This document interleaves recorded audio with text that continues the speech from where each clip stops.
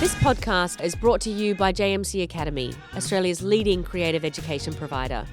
With degrees in film, acting, entertainment management, design, music, audio engineering, animation, and game design, JMC has a course for every type of creative. Search JMC Academy to learn more. Today I'm here with Mark Klemens, the Managing Director of Profile Talent Management, here on the Variety Australia podcast. I'm Poppy Reid. I am Editor-in-Chief at the Bragg Media, and I am so excited to be here recording this podcast today.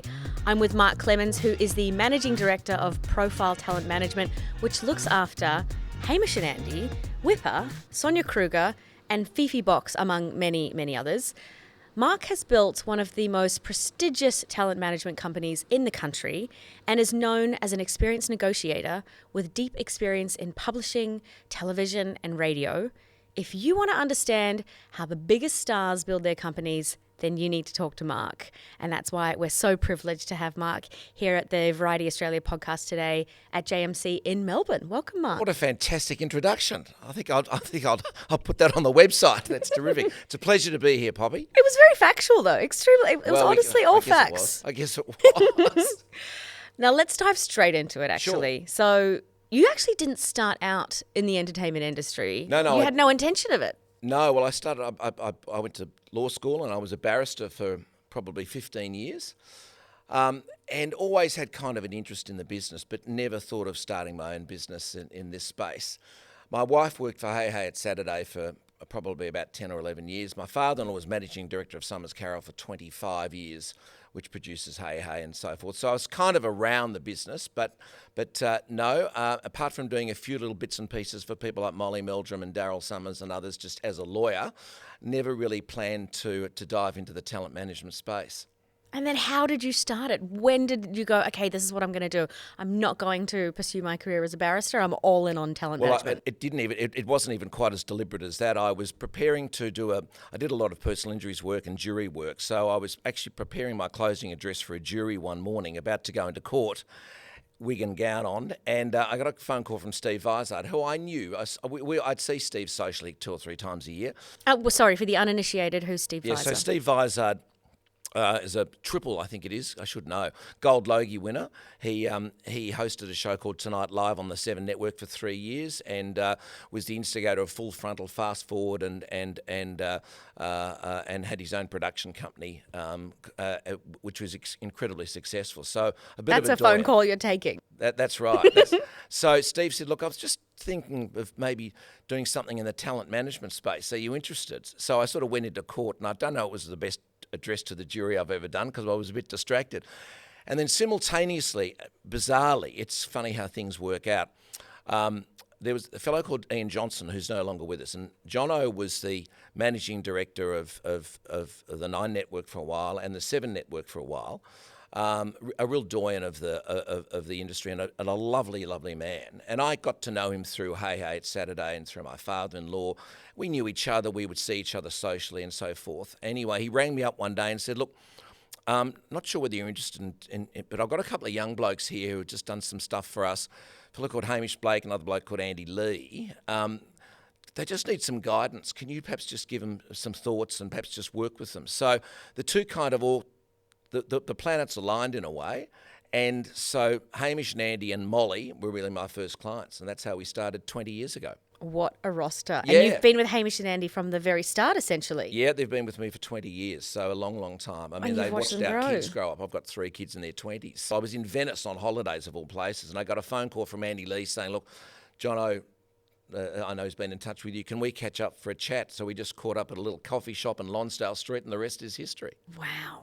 And was there a moment in Hamish and Andy's career where you knew they're definitely going to be as big as we know them to be now? Look, there was this extraordinary chemistry between the two of them, and people trying to manufacture that sort of chemistry on radio and TV. Sometimes it works, sometimes it doesn't, but this wasn't manufactured.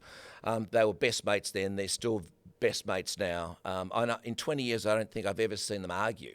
You know, they disagree on certain things, but it's always a very respectful discussion. It's an extraordinary friendship and relationship. So I kind of knew at that stage that these guys were really interesting, and so the business kind of developed a bit from there, and the whole I sort of thought, well, so Steve Vizard got involved, and another fellow that worked for Artist Services, who was managing director of Artist Services, a guy called Sean Levine, who's got a production background. He's a lawyer as well. Too many lawyers, but anyway, probably a good thing with talent management. Yeah, and so Sean came on board, and we decided we'd start this little business with a view of looking after potentially, or predominantly radio and television talent who want long-term media careers. So that's kind of the basis upon which we move forward. Strategic management, long-term media careers, principally on radio and television. So that's kind of how it started. And of course, Hamish and Andy fit the bill beautifully there. I remember they were doing that. The television show that they first did was, which I wasn't involved in. It wasn't particularly successful. In fact, it was dreadful. Was this the one on Channel 7? Yeah. Okay, what was it and what happened? Look, I can't remember, to be honest, because I wasn't involved in it. It was so bad that I put it out of my mind. It was just a little sort of sketch comedy type show. Okay. And as I recall, and then they started to dabble in a bit of radio, and so I sort of took the brief from there, and they started doing the breakthrough with radio, because a bit of Saturday morning stuff. This was with Southern Cross Austereo, which was Austereo then, on the Fox network, and they were offered a drive shift sort of 4 days a week, which was quite for very little money, but it was a start. And the boys said, well, we're not going to do 4 days a week. Well, it's okay if you pay us for 4 days a week. Well, we're doing 5 days a week. We're going to do drive. We're going to do it. And that's kind of how it all started with them. And the rest is, of course, history. Wow, that's interesting. I didn't know you were going to go there with they wanted to do more for less money. I love that. Their passion's always been their craft. And so it kind of built from there. And, of course, their radio was extraordinarily successful.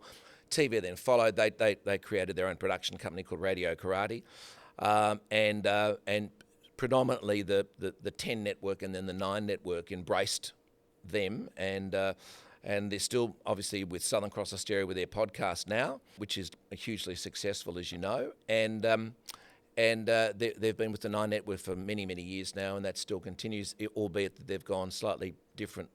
They've split as a duo. That doesn't mean that won't do stuff together again. It's just opportunity, and away they go. Are they still with the 10 network together as Hamish and Andy as well as 9? Or is it that thing where the 10 network looks at 9 and goes, well, we're not competing with you, so... Oh, we haven't done stuff with 10 for years. I mean, they were on Rove for a while, obviously, and but no, the boys haven't done anything with 10.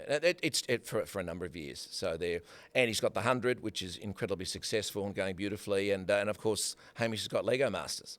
And so it is really that thing where when a network picks you up, they really want to own that space, and another network is not really allowed to use them. It's a changing world in that space.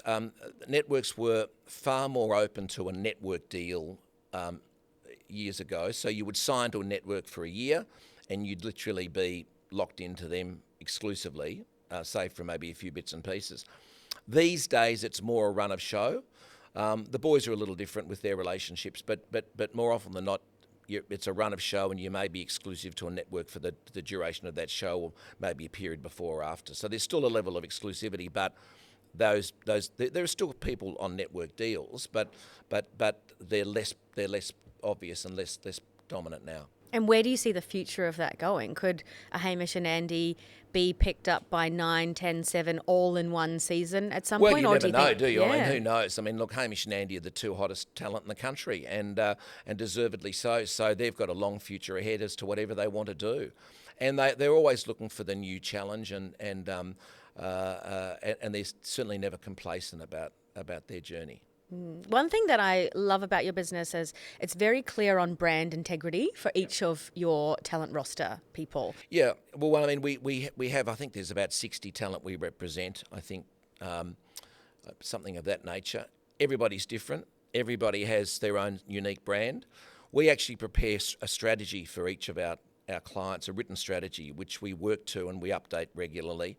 No one else does that, do they? No one else does that. Yeah, interesting. And it's all about being strategic and long term. That's the key. So, for many of our talent, our advice and the discussion centres around whether an opportunity should be taken or not. If it's not the right opportunity, even though the money might be great, we pass. And it's all about brand integrity, because that gives you longevity. And that's what it's about. I really want to talk about that written statement, but you said something there that was so interesting. If Yep. it's not right, you pass. Yep. What deals have you turned down for someone like Hamish and Andy, where it was, the money was great, but the brand integrity was off? Oh, look, I won't go into who and what they are, but they're Give us a sense of maybe what it was. If somebody's going to endorse a product, for example, or be an ambassador, they've got to actually genuinely endorse the product, or it's got to. I mean, it's got to be on brand. And every brand's different. So I always work on the principle that less is more, and you can achieve better outcomes because you're not flogging yourself all over the place. And so with all of our clients, we focus very much on that space. I mean, we're not an influencer agency. Obviously there's components of some of our clients do that sort of stuff, but it's not about grab and gobble. It's about integrity, and it's about ensuring that any product that you might associate yourself with, or any television show you might associate yourself with, or any radio show, has got to be credible, and it's got to be relevant to your brand. So interesting you say that, because I know that there are some celebrities out there, or influencers, that are like, well, I'm a hot topic right now, I need to capitalize, so I'm just going to say yes to everything. Yep. And then you have, and I know it's a very different world, an artist like Adele, who she just kind of builds that momentum prior to releasing something, because she's completely away from the industry. We don't hear from her for years. Yeah. And then we get an inkling that she's coming back with something, and the whole world blows up. I mean, it's really interesting with the reality, and Yeah. there's 4,550 reality contestants out there. Wow. And I mean, there's a lot of them out there, you know. And so a lot of these people go onto these shows for their own personal gains. Some go on for genuine reasons. Most of them, some of them go on there for saying, well, this is a potential opportunity to advance a career in the media. And there's nothing wrong with that. That's absolutely fine. But what career exactly? Well, that's the whole point. I mean, we've had people involved in reality programs to come to see us that we might see, and you say, well, where's your area of interest? What do you want to do? And some of them will say, well, I'll do anything. Now, that's not what we're about. It's about, it's about where you see yourself going, where your interest lies. And work ethic's another thing too. And if you want to succeed in this business, there's two ingredients to success in this business. One is a level of humility, because if you start believing everything you read about yourself, you'll get carried away in your own publicity, and that's not a good thing. Yeah. And secondly is to have a really solid, strong work ethic. And if you can maintain those two traits, your chances of a success are much higher. Well, you look at everyone on your roster, and I can see that in all of them, from Danny Minogue to Sonia Kruger, Fifi Box, all of them. And you've been working with Danny Minogue for, what was it, 11 years? Oh, Danny's been with, it's Over a probably decade. 15 years. Amazing. Yeah, a long time. Yeah, I mean, Sonia Kruger's probably similar. Gold Logie winner, that's nice. Yeah, Whipper's probably been 12, 13 years. Lots of them have been there a long time. I want to go back to that written statement that you talked about. So there is this document that you prepare for all of your talent. What's on it? Oh, well, it's a strategy document. So it will analyse the brand and the aspirations, and then you'll look at all the different areas of media and how, firstly, what that particular client wants out of that particular section of the media. I mean, some for example, love radio, have no interest in television, or some want to write a book, some don't. And then there's an action point. So there's a short-term and medium-term and long-term action points, which is a guide to us and to them as to how we might achieve that, and what the proactivity would be in relation to each of them. Yeah. So if we look at a career like Will and Woody, maybe, what's on theirs what are their aspirations? Or perhaps what was on theirs at the start that they've achieved? Will and Woody's just a cracker, because they're just fabulous couple of guys. I love them to death. And there's a fascinating story, because Steve Vizard went to, and we pop around to the Monash Law Reviews, Melbourne Law Reviews. We have a look at see what's around. I mean, we're happy and delighted to take on established talent, only if we can genuinely add value to those people, and new talent, again, if we genuinely believe we can add value. And there are people we don't take on board who are talented, but we don't think we can add value. What would be your reason for not adding value, do you think? It's varied. It's hard to nail, really, but it's varied. If somebody's, perhaps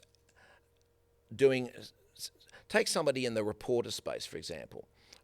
You might be very talented in that space but really we can't see that your career might branch out into presenting or something of that nature. So it does vary. But Will and Woody's a great example because we saw them at the Monash Law Review. They would have been early 20s, and they're early 30s now. And Steve said, these are good. So we got them into the office, and you could tell they went to school together. One of them is a 99.95 Year 12 student. The other one was captain of the school and a bit of a lad. So they're a bit of a yin and yang there, but they've got this beautiful connection. And so we got them to do a radio demo, shot it through to Southern Cross Stereo, and they started to do some bits and pieces, and eventually managed to achieve a breakfast show in Perth with a girl called Heidi. So there's the three of them. And they did that for 2 years, really just, building up their reputation and their flying hours on radio, which is important. And I've always kept an eye out to see what opportunities may exist for them back on the East Coast and also, potentially nationally. And it's all timing, and there's a bit of luck involved and great talent. So I pitched them to ARN, to Mix, and the timing was great. And Mix said, well, we're really keen to maybe engage them as the national drive show hosts. Big deal. So it was a funny story. So I rang the boys up and said, boys, coming over to Perth tomorrow, got something to talk about. They said, oh my God, what's it? I said, no, I'm not going to tell you. I'll see you tomorrow. So they thought, they're going to get the sack. He's coming to do it in person. So I got over there and we met at a restaurant I think it was in Fremantle, and I think I hadn't even sat down, and they said, right, what are we here for? Anyway, they were thrilled, and it was great, and we did a great deal. And they've done the National Drive Show now for, I think it was 3 years. They're continuing on. They've been the number one National Drive Show when you add all the states together for a number of surveys now. And their great success, and of course their craft's really improved. They've done some television with Ninja Warrior and Celebrity Apprentice, so they're off and running, and they're 33, 34, and great guys, great work ethic, feet on the ground. They tick every box, and it's paid off. Did you look at them and think, that's my next Hamish and Andy? Well, you don't like to compare because everybody's different, and they are different to Hamish and Andy, but they certainly. Their approach to comedy is inoffensive. It's not a Kyle and Jackie O type shock jock scenario. So yes, they have the hallmarks of and some similarities in that space. Yeah, and they're on their way. They're going beautifully. Amazing. And they're lovely guys. I love working with them. Speaking of Kyle and Jackie O, I think they've just done a massive deal with ARN as well. Monster deal. I would love to know where you see radio going. Yeah, I mean, a lot of people ask me that question. Radio's not going anywhere. People listen to the radio, and I know there are podcasts and options, but there is an immediacy about radio. I think radio is as healthy as it's ever been. I know there's been advertising challenges in the marketplace because of the market. I think that's turning, and I think that your major radio stations will survive and do very well. I mean, people turn the radio on when they go to work in the morning.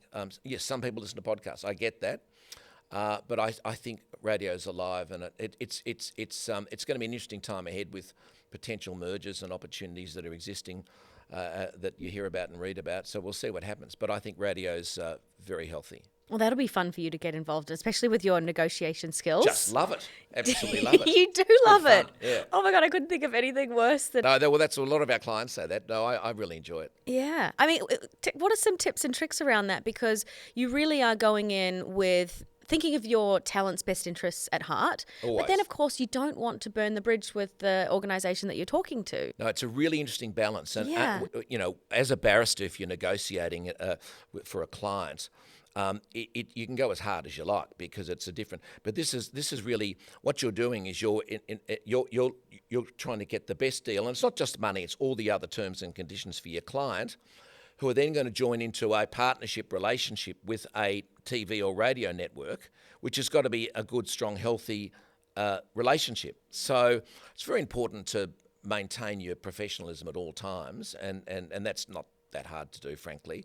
And look, you build relationships over many years. I mean, there are people at networks I've known for 15, 20 years, and so you're dealing with them, so they know you and you know them. Sometimes it's a balance, and you've just got to, it's all about the approach, and it varies. And obviously, if there's more than one entity wanting your client, that's helpful for obvious reasons. Very. Yeah. What's the most fun terms and conditions, and you don't have to name the talent, that you've negotiated for that's not the monetary thing? Oh, things like trips. Like flights and accom? Yeah, and or a holiday? Oh, yeah, holiday. I haven't done much of that, but yes, there are some potential opportunities that you throw in. But it's all about. It's about exclusivity is an issue, and it's important to carve out opportunities. If you're doing a radio show, you want to make sure that your opportunity and ability to do a television show, so long as it doesn't interfere with your radio program, you want to make sure that opportunity is not carved out of your of your deal. So there are things like that. It's so smart to think of that stuff and I guess it would be quite easy for you to think of that stuff because you have this written strategy agreement of where they want to go. Yeah, sure, and it's 20 years of doing it too, so you kind of know. I think I know every contract known to mankind in that space. No one's pulling the wool over your eyes. Well, I hope not. I hope not. Not at this stage. And you talked about podcasting before as well, and I'd love to get your gauge on the future of podcasting, because you look at someone like Joe Rogan, when his deal comes up with Spotify, his renewal terms, they're picked to be like above $1 billion or something. Yeah, it's a very interesting question. You've got people like iHeartRadio and Listen. Let's talk about Listener at SCA. This is a major brand in that space. There's a lot of podcasts. And most of the podcasters are remunerated on the basis of advertising revenue within that podcast. There's a lot of podcasts. So what's the future of podcasts? I'm just not sure. I mean, it's significant. But do you think we'll get to a point where Hamish and Andy are doing $1 billion deal? Because if you think of podcasts, they're up there, if not the biggest. Yeah, no, Hamish and Andy obviously have got a unique podcast which is incredibly successful. So they're in a subset quite separate to most people. So that's, I think they'll continue to their podcast for as long as they want to. They love doing it. They love it. They really enjoy it. There are a lot of podcasts out there. The competition in the space is significant. Will it be financially viable for people to get into that podcast space? It will for some. For most, it won't. Is it going to be like when we had 26 music streaming services in Australia when streaming first came in, and then I was chatting to someone and they're like, it's going to end up being 3, and then we had... It'd be interesting to see, won't it? And now it's really 2. Yeah, I mean, I love podcasts, and I think it's a great opportunity for people to get in front of a microphone and express themselves and so forth. It will remain to be seen, Poppy. It's hard to know. Hard to tell the future. Yeah. Well, I do hope that we get to a point where Hamish and Andy are doing those kinds of deals from Australia. Like, I hope that Australia gets to a level where we're paying that much for podcast hosts. Yeah, well, so do I. Yeah, of course you do. So do my team. Have you ever thought about exporting your talent overseas and growing them internationally? Oh, look, obviously Danny does stuff overseas, Danny Minogue, so we deal with all that. And Hamish and Andy have done a few things overseas and so forth as well. To be honest, not overly, because our focus is here. I think if you're, particularly in the US, it's a whole different world. You've got an agent and a manager in the US. Here, it's just the manager, which is the agents, one and the same. So you really need, probably in the US in particular, you need to join forces. The UK is a little different. It's very similar to here, and we've done stuff in the UK. But someone like Ross Noble, who we look after, for example, Ross has got a UK agent who's fabulous. He's huge in the UK, actually. Yeah. Well, his touring's huge. So we look after him here. We look after Aisha Scott from Below Deck, who was on I'm a Celebrity, Get Me Out of Here, who has a US agent. And we look after her in Australia and New Zealand. So I'm happy to stick to our turf, to be honest. That's a good example of a reality TV person who you look after. Oh, well, Aisha's amazing. So Yeah. over COVID, I got obsessed with Below Deck. It's because I love boats, and so I think I've watched all 450 episodes of this ridiculous show. Anyway, so Aisha she's just stood out as this extraordinarily infectious character. So we made contact with each other, and I thought she'd be brilliant on I'm a Celebrity to get me out of here. So it was a push, but we got her on, and she came third on it. She was just fantastic on it. She's got a huge social media following, but worldwide. So, and she's one of these extraordinary people you meet, and you just fall in love with the minute you meet them. That you feel good about yourself after 20 minutes and having a coffee with her. She's got this wonderful so she's somebody who I think will do. She's all over. She travels everywhere with what she does, but she's got a real future, I think. She must be someone who came to you and said, I know what I want and I know where I want to be. Oh, yeah, absolutely. Yeah. Not, I'll do anything. No, absolutely. No. And she's well respected here too, and she's great. Amazing. And tell us about your team at Profile Talent Yeah, Management. we've got an amazing team. It's easy to say that, everybody says that, but we really do. So our team, we've got 5 talent managers, and 2 of them are in the sort of mid-30s, and they're our young guns, and they keep me young and alive, and they're fabulous. They know stuff I don't know, That's their job. Exactly, and they're terrific. The other 3 have been around for a long time. Melissa Laguerre had her own business for years, and she looked after Danny in Australia and joined with us, 15, 17 years ago, whatever it was, and so then we looked after Danny and still do worldwide. So she's been doing it for a long time. The other 2 talent managers have come from a production background, and they've all been with us. They've been with us for a long time as well. We've got a couple of we call them assistant talent managers who work with us. We've got obviously the bookkeeping side of things. Sean's the half empty, I'm the half full. So we work beautifully together. Steve comes in and consults, when we need him. He's brilliant creatively, so that's been great. We also have an interest in a business called Profile Creative, which is an acting division. It's about 150 actors in that space, and I don't have a lot to do with that space, but that exists. We also have an interest in a casting business called McLeod Casting, and that business casts for Neighbours and all sorts of different things. So that's kind of fun as well. This company is so much bigger than I even thought. Yeah. I mean, you're not giving it all away on the website. Can I tell you that much? No, I don't know about that. But so it's a great team, and you go through of 20 years. You have staff come and go. We've been lucky. We've got a fantastic team. We've got our office Christmas lunch tomorrow, and I'm excited about it because we all have a great time together, and it's a very collegiate environment. How do you mitigate the risk of a manager potentially leaving and taking their clients with them? What a fantastic question that is, and I don't actively and outwardly do that. So look, I think that the people that work for me are very happy. I think we look after them. I think they love the environment and the expertise that the group as a whole bring. The clients are very happy with us as well. So I don't know whether that's really going to be an issue. I guess if it presents itself. We had a couple of people leave us, it's probably 10 years ago now, and they started their own business, and that's okay. A couple of talent went with them, but really it was fine. You just move on. And that's always you've got to keep evolving as a business. You've got to keep evolving with your talent. We have talent leave us for all sorts of reasons, most people don't. We've had most of our talent been with us for a long time. And you don't want to keep them when they need to leave as well. That's almost a weird... Oh, look, you can't... You can't really. And there's some contractual obligations, so they have to comply with those and so forth. Do you have a year-long non-compete thing? No. We don't. No, we don't. We don't have that. But the reality is, you can't represent somebody that you don't believe in, and if they don't want to be represented by you, it's very difficult to do that. Have they ever come back? Gone and come back? Yeah, we've had a couple want to come back. That's a good feeling, isn't it? Yeah. Yeah, it is a good feeling. Yeah. We've had that. It's really nice. Yeah, it's good. And I think it all comes back to company culture too. We at the Brag Media, we've got this document which we call the Brag Bible, and it has our values in it, and it's very clear on what our culture is. Yep. And as long as we as leaders align with it, and then all of the people that I work with align with it, everyone's happy, it seems. But we really did need to write it down, we felt.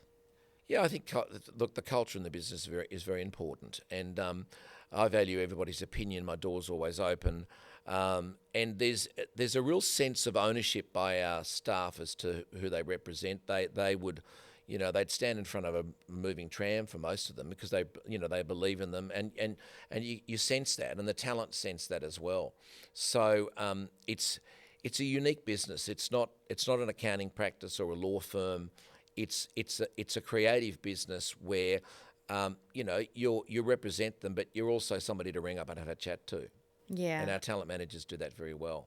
And you've been in the industry such a long time. You're such a respected figure in the industry. You were saying just before that you've probably gone to 18 of the last 20 Logies I have, or something. I think. Yeah, That's God amazing. Almighty. And it takes me about a week. I used to recover in about 24 hours. Now it takes about a week. Yeah. But at least you still go and you still go hard. I love that. Yeah, no, it's good fun. Yeah, no, and they're all varied and always interesting. But it's lovely to catch up with people you don't see from year to year. And they're still around. The music industry is quite a revolving door in terms of people stay in their role. Not that long. So there's some obviously positions where their life is, but then you see them pop up elsewhere. So Sure. Is the industry, especially in podcasting and in radio, is it largely all the same people, or have you noticed some huge changes over the last few years? Oh no, look, you do notice changes. I mean, if you look at the free-to-air radio, it's kind of aging. There are a lot of people that have been doing it a long time, and there's a few young, fresh ones coming through, and that's really important. So look, no, it evolves, and network management evolves too. Managing directors of networks, and I have relationships with all of them. They move on, but the one thing that is interesting though is that, and I say this to all my talent, never burn a bridge wherever you are, because it's a small industry here, and people move from networks to networks and so forth. But it is evolving. But it's over the next 10 years, I think there'll be some dramatic changes because people are just aging out. Never burn a bridge unless you think you will never need it again. You'll always need it. And your experience, you'll always need it. Always need it. Yep. You never burn a bridge. If you leave a network and go to another one, you do it professionally, and because you never know when you might be back there. That is one thing that I've noticed. I do a little bit with the Today Show, and Yep. all of the hosts on there and all the producers, they are so lovely to work with, and great. so generous with their time, and especially Richard Wilkins, Dickie. I think he's such a fantastic talent. Well, I mean, he's been doing it a long time. I mean, Yeah. we look after Brooke Boney, who's on the Today Show. Brooke We look Boney after is David lovely. Campbell. DC's amazing. Brooke did such an amazing job hosting the Arias. I Yeah, thought she did a great job, was didn't fantastic. she? Yeah, I've been to a few Arias too, not for a while. No, she did a fantastic. I thought she did a great job. And Bridget She's gone from Huswaite, strength to we look strength. after Bridget Huswaite as well, who was on the red carpet, did a great job. Oh, you dominated the Arias. Yes, Well done. absolutely, yeah, Nice. yeah. And Brooke's a great one. I remember chatting to her backstage at the Arias and saying, I presented an award. And I said, it's my first time reading from an auto cue. And she was like, my first time reading from an auto cue was my first day on the job at the Today Show. Yeah, exactly. She's like, and I was like, wow, I didn't know that it was so quick and different for her. She's multi-talented. She's got a great future ahead of her, Brooke, and we love working with her. She's terrific. I'm so excited for her, actually. Yeah. I think we have time for a few questions Sure. from anyone here. If anyone has one, we've got a bit of a roving mic. There's one. Hi. We'll get you on the mic if you don't mind. And would you mind introducing yourself as well? My name's Tim, one of the audio engineering students. Do you deal with musicians? And Not really. Danny obviously, sings and so forth. David Campbell does as well. We look after Natalie Bassenquate, who's only been with us for a shorter time, so she obviously, we work on her tours. But no, our focus is, and it was deliberate. We looked at doing that, but it's a different world. It requires a different level of expertise. It's very, very hands on the music space too. So we've kind of decided just to stay on the outskirts in that space. Would Danny Minogue be your musician first talent that you have on the roster, whereas the others, Nat Bass, probably host, presenter first and then musician, would you say? Yeah, no, probably not. I mean, Danny obviously, X Factor and Masked Singer, so And she has her own clothing line. she does, yeah, the petite range at Target, Yeah. which has done really well, yeah, and Danny's been a terrific client. She lives 3 doors down from me, funnily enough, and Do you go and knock on the door and well, annoy no, her sometime? we actually we hardly see each other in the streets. It's bizarre, isn't it? But she's been a great supporter of the business, and she's been Mel Legear works with her very closely, and she's very, very talented.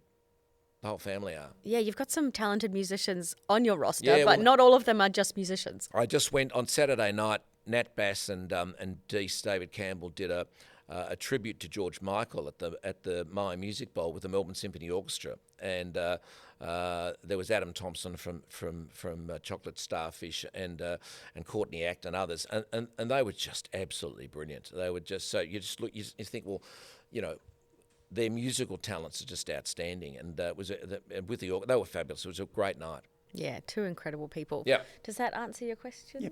Yep, thanks. Is anyone else? Hi, hey. Hi, my name's Shalia. I just graduated from high school. Well done. Thank you so much. I wanted to ask how one could become under your management, and you also mentioned McLeod Casting, which you're not exactly under, but do you have what is your relation to it? How somebody could come on board. Yeah. Yeah, what do as you a look client? for in a new Yeah, new and, talent client? Yeah.